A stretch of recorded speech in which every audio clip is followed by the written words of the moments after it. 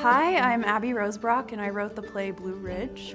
I drafted the play at Williamstown Theater Festival, and then it was picked up by the Atlantic Theater in New York City, and they put up an amazing first production. And a company asked to produce a reading on Zoom with the original cast, and Len of Miners Alley saw that reading and contacted me about producing the play here. The play is about a really, really smart, intelligent woman who is a little full of rage at times and ends up axing her boyfriend's car and ends up getting sentenced into a halfway house. In some ways, recently I've been thinking of the play as kind of a character study of a Karen. Karen being a term for like a white woman who takes up too much space and annoys everyone. The play has given me a window into a world that I don't know that much about. This is a fictional version of a halfway house, but it's based on a lot of actual halfway house situations.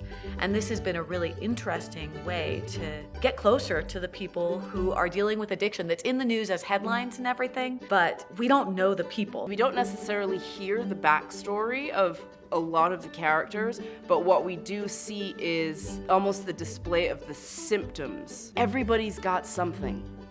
Everybody's got something, and we spend so much time trying to be so put together, and there's this frailty, this fragility that underlies everyone. It's so hopeful. It's funny, it's sad, it's truthful, and it is a live experience. The message of this show is truth. Wade has the best line of the play, in my opinion. He says, "You cannot begin to do your job in this world if you lie."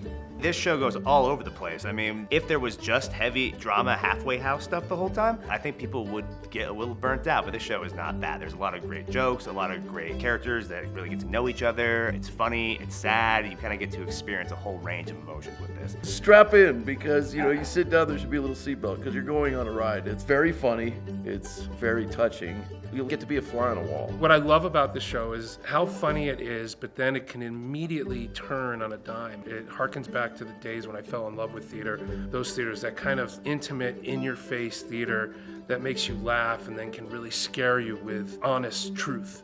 And this show totally does that.